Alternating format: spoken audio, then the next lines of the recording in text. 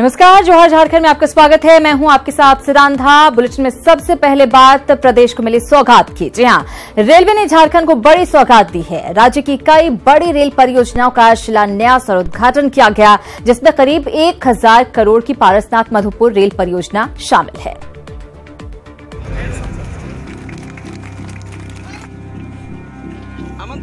झारखंड को रेलवे ने कई सौगातें दी। टाटानगर स्टेशन में लिफ्ट और सीढ़ी, आदित्यपुर में प्लेटफॉर्म नंबर 1-2 का विस्तार, केंद्रपोशी पेंड्रासाली में पैदल ऊपरी पुल, टाटानगर सीनी चक्रधरपुर में सोलर पैनल, राज खरसाबाद डंगोवा पोसी में तीसरी रेल लाइन, डंगोवा पोसी में RDSO प्लेटफॉर्म छावनी, टाटानगर में स्टेशन सील स्टील कुर्सी की स्थापना और रामगढ़ कैंट स्टेशन का पुनर्विकसित अग्रभाग समेत कई योजनाओं का शिलान्यास और उद्घाटन किया गया।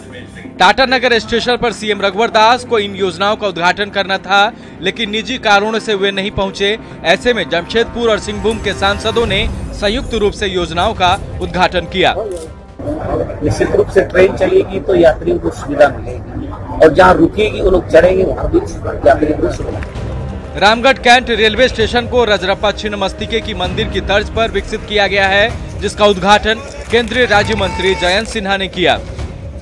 शक्ति स्थल है, उसी रूप में इस स्टेशन को बनाया गया है और जैसे भी कोई स्टेशन पे उतरेगा उसको उस महान मंदिर का और शक्ति स्थल का एक झलक मिलेगा।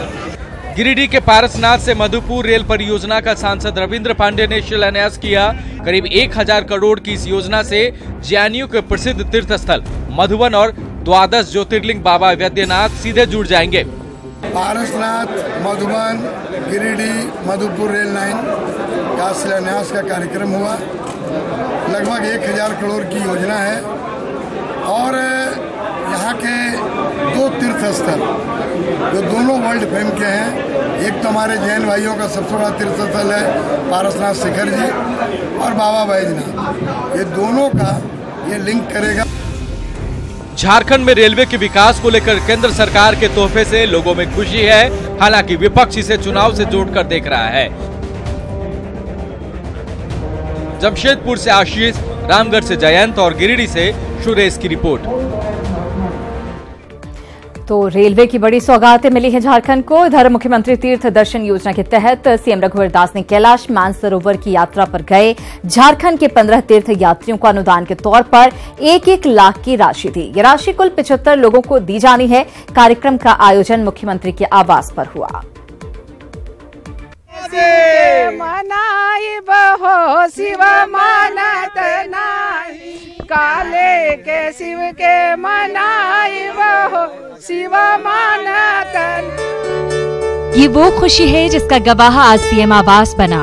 पूरे आधे घंटे तक मुख्यमंत्री आवास शिव बारात के गीतों से गूंजता रहा। काले के शिव के मनाई हो, शिव मानत। मौका था कैलाश मानसरोवर की यात्रा पर गए तीर्थ यात्रियों के बीच अनुदान राशि के वितरण का। मुख्यमंत्री रघुवर दास ने हाल ही में मुख्यमंत्री तीर्थ दर्शन योजना की शुरुआत की है, जिसके तहत कैलाश यात्रा पर गए तीर्थ यात्रियों के बीच 1-1 लाख रुपए की अनुदान राशि बांटी गई। सरकार को बहुत बहुत धन्यवाद देंगे।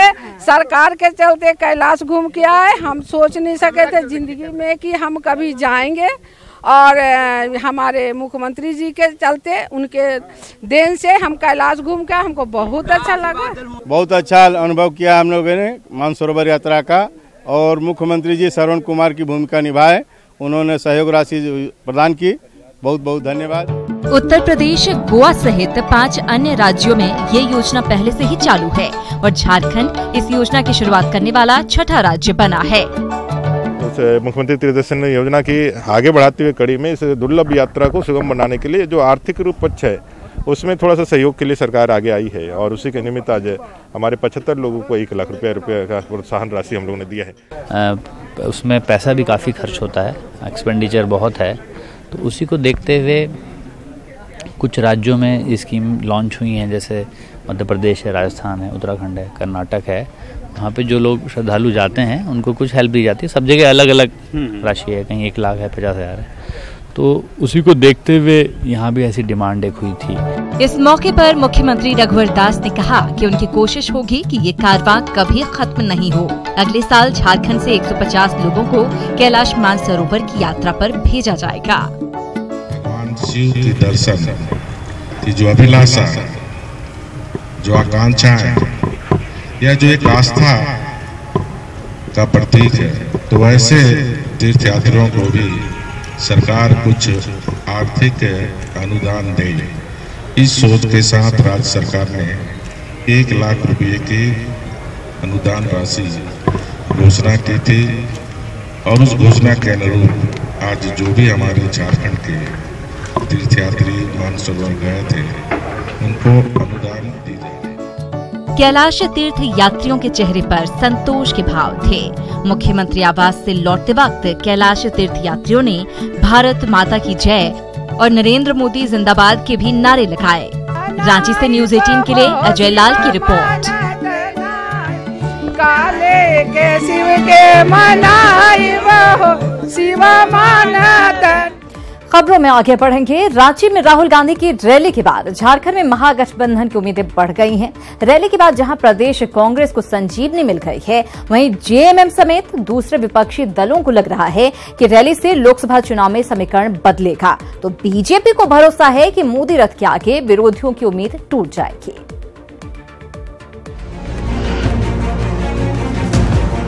रांची में राहुल गांधी की उलगुलान परिवर्तन रैली ने विपक्षी दलों के नेताओं को संजीवनी दे दी है। जेएमएम इस रैली को जनता की उम्मीदों के मुताबिक बता रही है, तो जेवीएम का कहना है कि 2019 के चुनाव में रैली का असर दिखेगा। नहीं, देखिए, एक तो जनता में उत्साह है और जो लोगों की आकांक्षाएं थी कि भाजपा के खिलाफ, इस शासन के खिलाफ सभी दल एक मंच पर आए, एक तो वो बहुत सफलतापूर्वक उसका चित्रण हुआ। तो कहने का अर्थ है कि जब राहुल गांधी आए और उन्होंने उन्हीं इशू को एड्रेस किया जो यहाँ के लोग जिन इशुओं को लेकर के लड़ाई लड़ रहे, तो स्वाभाविक है इसका असर समाज में दूर तक जाएगी। वहीं राहुल की रैली के बाद कांग्रेस उत्साहित है। कांग्रेस का कहना है कि इस रैली से महागठबंधन को मजबूती मिली है। आदिवासी पिछड़ों और अल्पसंख्यकों में कांग्रेस का जनाधार बढ़ा है। रांची आगमन पर पूरे झारखंड में इसका काफी प्रभाव पड़ा है और आप देखेंगे कि गठबंधन की मजबूती भी दिखाई दी।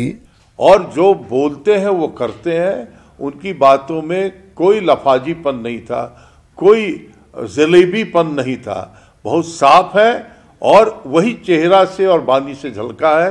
ये आम आदमी भी जो है इस चीज को महसूस किया है। वहीं बीजेपी का कहना है कि पीएम मोदी के सामने राहुल कहीं नहीं टिकते। मंत्री अमर बावरी ने राहुल को खोटा सिक्का कहकर रैली को बेअसर करार दिया। प्रोपगंडा करके वापस आना उसके देखने का प्रयास लोग कर रहा है, लेकिन जो आम चुनाव 3 राज्यों के हुए हैं उसमें जो वादे किए गए थे और वादों का जो फल निकला इस 3-4 महीने में, लोगों ने समझ लिया है कि भाई ये खोटा सिक्का है, चलने वाला नहीं है। राहुल गांधी की रैली का झारखंड में कितना इफेक्ट होगा ये तो चुनावी नतीजे बताएंगे, लेकिन एक बात तय है कि इस रैली ने झारखंड के सियासी पारे को जरूर गरमा दिया है। अजय लाल, भुवन किशोर के साथ रांची से न्यूज़ 18 के लिए उपेंद्र कुमार की रिपोर्ट। और अब बात धनबाद लोकसभा सीट की। जी हां, राजपूत बहुल मानी जाने वाली धनबाद लोकसभा सीट बीजेपी के लिए चित्तौड़गढ़ की तरह है, जहां इस सीट पर बीजेपी के ही कई क्षेत्रीय नेताओं की नजर गड़ी हुई है। इस बार सांसद पीएन सिंह को उनके ही करीबी और दबंग घराना सिंह मेंशन ही टेंशन दे रहा है। ये रिपोर्ट देखिए। एक हो जाइए, अब कोई चारा नहीं। धनबाद में धनबाद को दूसरा सांसद अब गवारा नहीं। धनबाद में सिंह मेंशन के सबसे छोटे राजकुमार सिद्धार्थ गौतम उर्फ मनीष सिंह के इसी तेवर ने मौजूदा बीजेपी सांसद पीएन सिंह की टेंशन बढ़ा दी है। सिद्धार्थ गौतम की जन चेतना रैली और निर्दलीय चुनाव लड़ने की घोषणा से धनबाद की सियासत नई करवट ले सकती है। सभी पार्टियों के लोग हम लोगों से जुड़े हुए हैं, सभी विचारधारा के लोग हम लोगों से जुड़े हुए हैं। तो सांसद पीएन सिंह की मुश्किल खड़ा करने वाले आप? देखिए, मैं किसी के लिए कोई मुश्किल नहीं खड़ा करना चाहता हूं, मैं अपनी राह को आसान करने की कोशिश कर रहा हूं। झरिया से बीजेपी विधायक संजीव सिंह के छोटे भाई सिद्धार्थ गौतम की इस घोषणा से बीजेपी का कैडर डगमगा सकता है। कार्यकर्ता दुविधा में पड़ सकते हैं। लिहाजा कुंती सिंह कह रही हैं कि अगर सिद्धार्थ को टिकट देने में बीजेपी को परेशानी है तो वो खुद भी दम दिखा सकती हैं।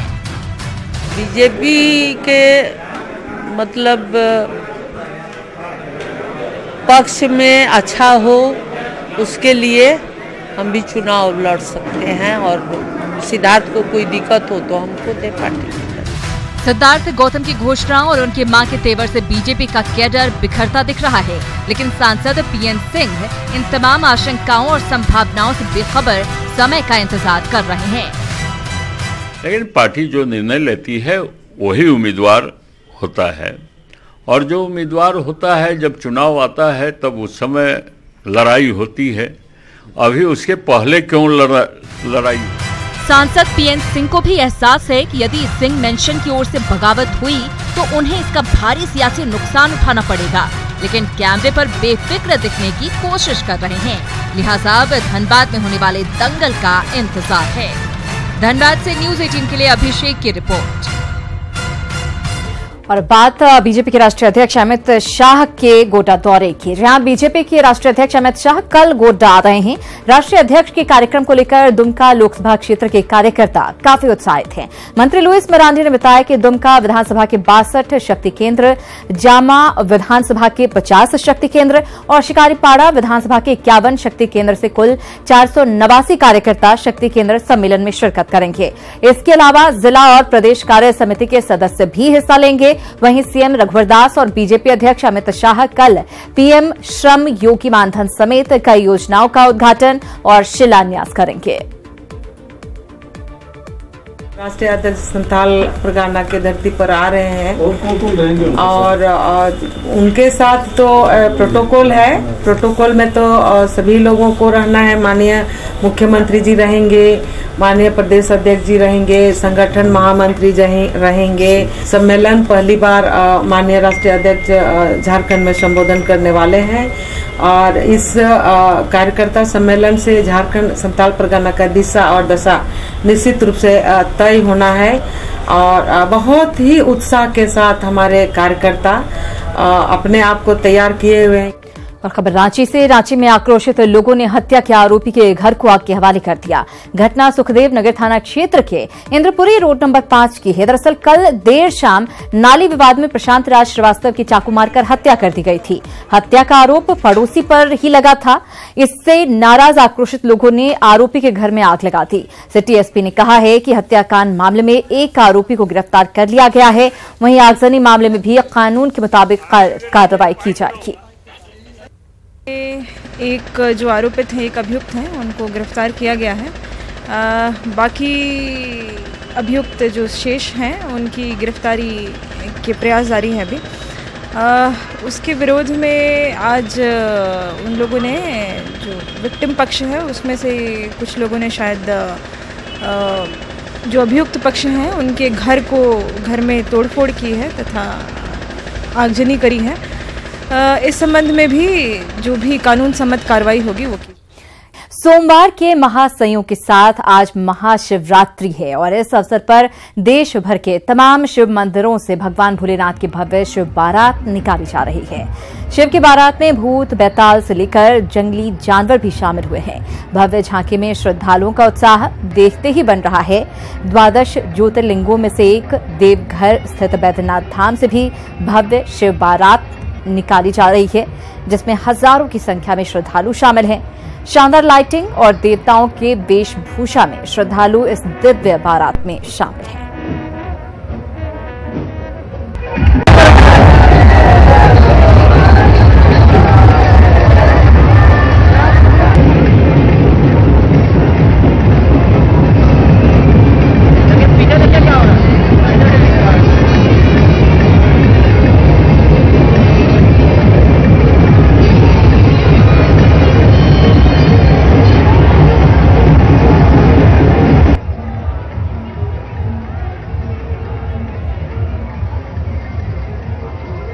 और देवघर में निकाली जा रही भव्य शिव बारात में देशभक्ति का रंग भी दिख रहा है।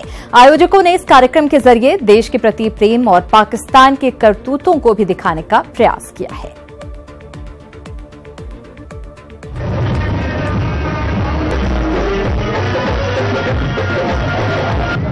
तो झांकी की ये तस्वीरें आप देखिए, बहुत ही भव्य नजारा और इस दौरान देशभक्ति के रंग भी देखने को मिले। महाशिवरात्रि के मौके पर रांची के प्रसिद्ध पहाड़ी शिव मंदिर से भी भव्य शिव बारात निकाली गई। इस भव्य झांकी में आम लोगों के साथ साथ खास भी पूरे भक्ति भावना के साथ दिलचस्पी ले रहे हैं और इस बारात में शामिल हैं।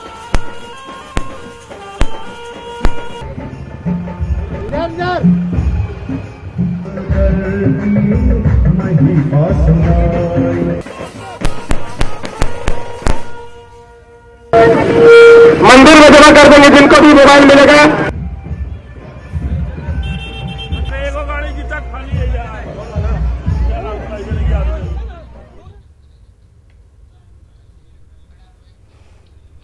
और इसी के साथ इस बुलेटिन में इतना है, लेकिन झारखंड की बाकी तमाम खबरों को विस्तार से जानने के लिए आप विजिट करें हमारी वेबसाइट news18jharkhand.com पर। यहां रुक ब्रेक के लिए, ब्रेक के बाद भी खबरों का सिलसिला जारी रहेगा।